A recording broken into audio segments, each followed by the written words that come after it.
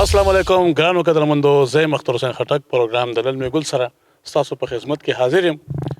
قدرمندو، دا وخت راغلم بختۍ کلي ته او دلته زمونږ یو خوږ ورور خټک صاحب، ابراهیم خټک صاحب، هغه ته راغلي یو.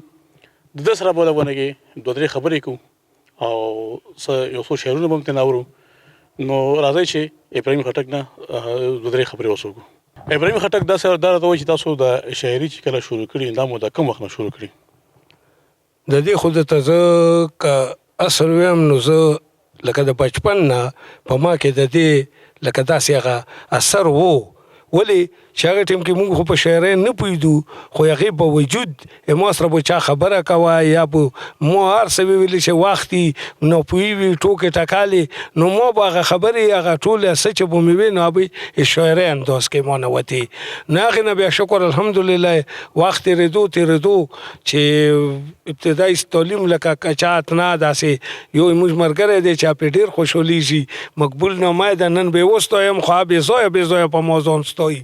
نو نن استایم مقبول د ما ملګری دی، کلاسپیلو مې دی. نو ما پیله په لکه کچې جومات چې موږ ورته اول جومات یو کچا په هغې کې ناست وم او دای پورې مخې راتلو د کوزه ټبر و د کسکي چې ورته یایي. نو ما چې څنګه وکتو نو هغه تره نامه ده میر افضل. نو ما هغه شعر یې اخیستو نو اوچات کو وایي کچې نه چې وایي مقبول جاکټ اغوستی د میر افضل.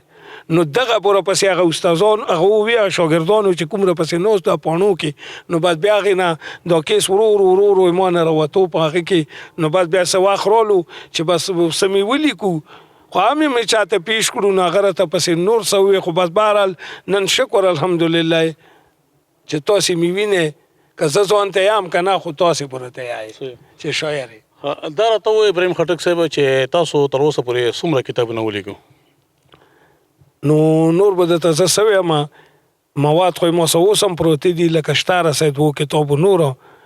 خو اوس که نه لکه سړی د ځان ته ګوري ډېر لکه منډو تلو ژوند او ځان یوه څیز کې شاملونه په هغې پسې لکه د حالاتو تاسې ته پاته ده چې دلته کې لکه ایمو ژوند انسان پاتې ځکه راشي چې هغې ته مالی هغه پکوري لکه ویلو هغه کوونه. نو شکر دی دا خو پیله دی، خو انشاءالله موقع مې پیدا به کوي ویلې چې په دې کې هغه څه لیکل شوي دي چې سبق دی. نو ما دا پیله کتاب دی او نور انشاءالله روان دي که خیر یې زر به راشي. دا راته ووایي ابراهیم خټک صاحب چې تاسو به مونږ ناظرینو ته څه ویل غواړئ؟ نظم به ویل غواړئ که نه ازاد شی به غزل به ورته وایئ، څه به ورته وایئ؟ ناظرین دپاره خو ما ټولې غزلې تازه دي، خو زه به دا یو غزل مې را مخکې کو. وایي رکیب که ناست مې په محفل کې نه وی، رکیب که ناست مې په محفل کې نه وی، زړه به مې چودی په ګوګل کې نه وی. وایي چې زه به یوازې داسې پاتې نه وم، زه به یوازې داسې پاتې نه وم که ته جونګړه که زه جونګړه ته محل کې نه وی، که زه جونګړه ته محل کې نه وی، زړه به مې چودی په ګوګل کې نه وی. وی اشک به پاتې پې خاموشه نه و، اشک به پاتې پې خاموشه نه و، که ملهم داستا کنزل کې نه وی، اشک به پاتې پې خاموشه نه و، که ملهم داستا کنزل کې نه وی. او زه به داستانه داسې څنګ بیلیدم، زه به داستانه داسې څنګ بیلیدم که د تقدیر لیک مو ازل کې نه وی، که د تقدیر لیک مو ازل کې نه وی. ابراهیم خټکه ته به چا یادوي؟ اختر صاحب ابراهیم خټکه ته به چا یادوي که د دردونه په غزل کې نه وی؟ زړه به مې چودی په ګوګل. ډېره مننه. دا راته ووایئ چې تاسو ابراهیم خټک صاحب چې کله نه شاعري شروع کړه باقاعده تاسو غزل ولیکو یا مو څه نظم ولیکو، نو دا درته یاد دي چې لومبی تاسو څه لیکلي وو؟ یاره که درته ویم نو هغه پیله چې ما ابتدا کوم غزل کړی و هغه کس ته مې شیلی و. نو هغه غزل خو خیر اوس داسې راته یاده نه ده، خو بس زه بیا شروع نه چې کوم وخت نه روان شوم که نه نو چې ما څه لیکلي شکر الحمدلله نو زه پرې نن فخر کوم چې چا اورېدلي چېرته محفل ته لاړې ما نو شکر د خلکو داد را کړی دی او ښه روان یم. اوس داسې مې ذهن ته نه راځي، ډېر وخت خبره ده چې زه شاعري کوم او شکر الحمدلله دې ځای ته ورسېدم چې دغه تاسو ته مخامخ شوی یم.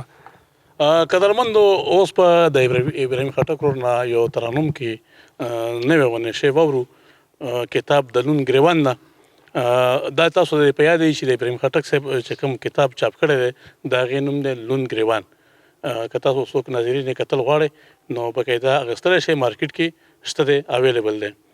نو اوس به ورته واورو ترانوم کې ستا غم سره بلد یم راکوه کله ناکله ستا غم سره بلد یم راکوه کله ناکله په جون کې مې په چغو جړوه کله ناکله په جون کې مې په چغو جړوه کله ناکله مرګ دې دا منما د مرګ نه خلاصې نشته مرګ دې دا منما د مرګ نه خلاصې نشته د مرګ نه پس مړه کې یادوه کله ناکله په جون کې مې په چغو جړوه کله ناکله د دې سره د خیرو بد سر لمبي شي پورته د دې سره د خیرو بد سر لمبي شي پورته ګل نخه مې کم سوکې سنګوا کله ناکله په جون کې مې په چغو جړوه کله ناکله اجد به پاتې نشي درې بار در لګلو اجد به پاتې نشي درې بار در لګلو مسکالې د موبایل راکوه کله ناکله په جون کې مې په چغو جړوه کله ناکله د تلو په وخت کې ما خټک سره دغه اقرار وکړه د تلو په وخت کې ما خټک سره دغه اقرار وکړه دیدن د ښکلي مخ دې راکوه کله ناکله په جون کې مې په چغو جړوه کله ناکله ډېره مننه ابراهیم خټک ورور ډېره مننه چې تاسو مونږ ته وخت راکړو زمونږ پروګرام ته مو ښایست ورکړو ستاسو ډېره مننه بس د تاسو ډیره مهرباني او ډیره شکریا او بس زه د خپل کل ته راتلونکو ټولو نسل ته وایم چې بس ځان مضبوط کې ولې چې ډیر ګډوډ وخت دی او په خپل ایمان باندې خپل ځان ته ایمان مضبوط کې ولې چې آخرت او دنیا دواړه په اخلاقو کې د نو خپل اخلاق راټینګ کې او کردار خپل برابر کې او نور به تیریږي هر وخت چې هر څنګه وختي خدای تیری وي او خبره چې په مخه خره سره وکي معلومه ده چې به بیا کله راځم ډېره مننه قدرمنو دا زمونږ د نن ورځې ګل او دغسې زمونږ په دې خټکه سیمه کې او په د نورو سیمه کې چې کوم ځای کې شاعر وي